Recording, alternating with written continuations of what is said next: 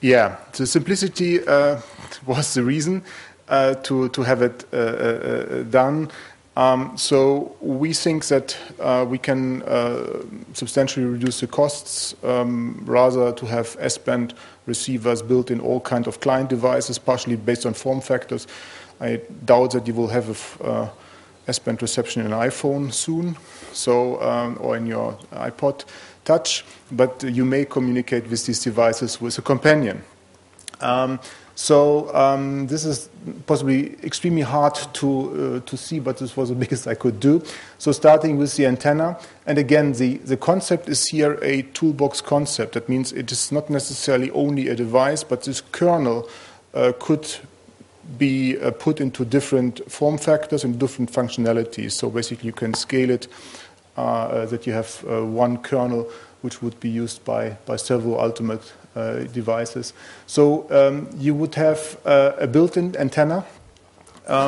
With this built-in antenna, it is envisageable basically that you can put the thing somewhere in line of sight to the satellite while you are being on your terrace or somewhere on your recreation area, and in the proximity of your Bluetooth connection, you basically have service access to that.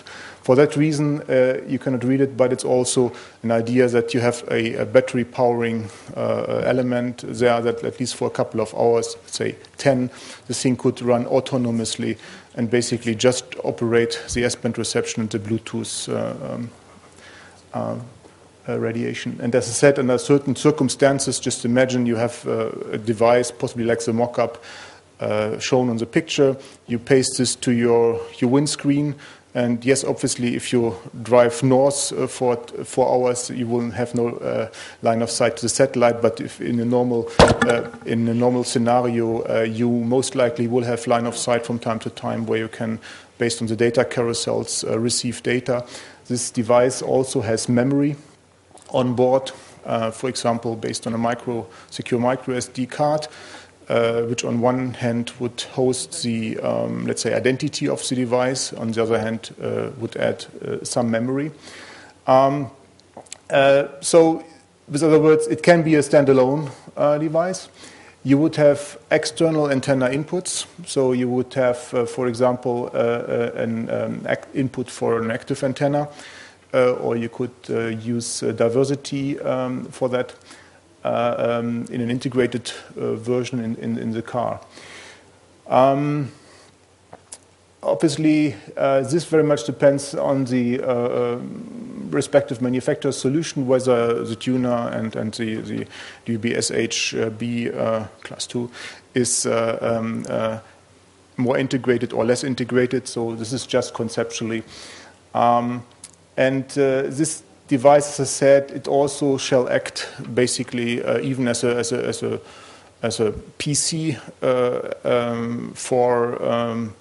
for connection for example, personal navigation device. So you can imagine if you want to have a software download done for the navigation software. And these days, it is normally not easily doable. So I think without any exception, you can either have the full software exchanged or not at all. There are developments where you can do it gradually, and this obviously is something where the Solaris system will be excellent in incremental map updates, but this is future. It's not yet possible, so we have something like a 2 gigabyte footprint of a memory of a PND, so you can swap it in one way.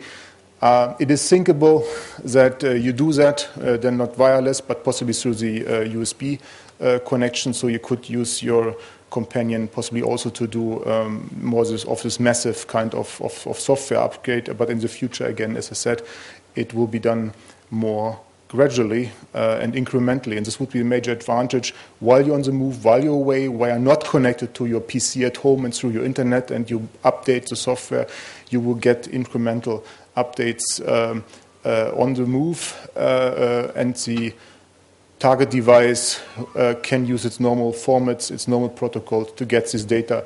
It would be not knowing that it is communicating with a companion rather than a PC and the internet respectively. Proposition, These companions again connect multiple devices, all kinds of devices, by means of that bringing the service scope into the wider market. It will enable basic services, meaning free of charge service, but also premium services. It is envisaged that the device from the very beginning is embedding security elements which will obviously support pay services, which will enrich the service offer. An advantage, it's not in competition to the terrestrial cellular elements, so we envisaged obviously that these are there and they are very useful.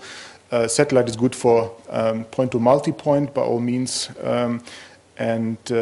but there are some operational aspects such as roaming charges which impede at this point in time at least passing with data services cross borders, as you saw from the Solaris presentation. So the Solaris coverage enables you going cross borders without these roaming charges. Bandwidth, even with, let's say, LTE, later on, it may be a stretch to have a sustainable high data rate to many devices going. So this is an advantage of the satellite solution. So we can have sustained high data rates or relatively high data rates. We have to put it in context with our normal satellites.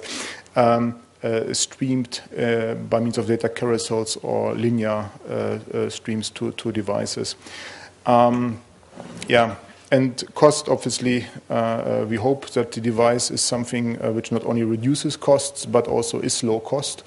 So it will be an initial challenge based on quantity, but we do think that an ultimate quantities, and again there are examples from the US market where it can be, it should be something you should not think that long to have it, because the services you can get through this device may be compelling enough.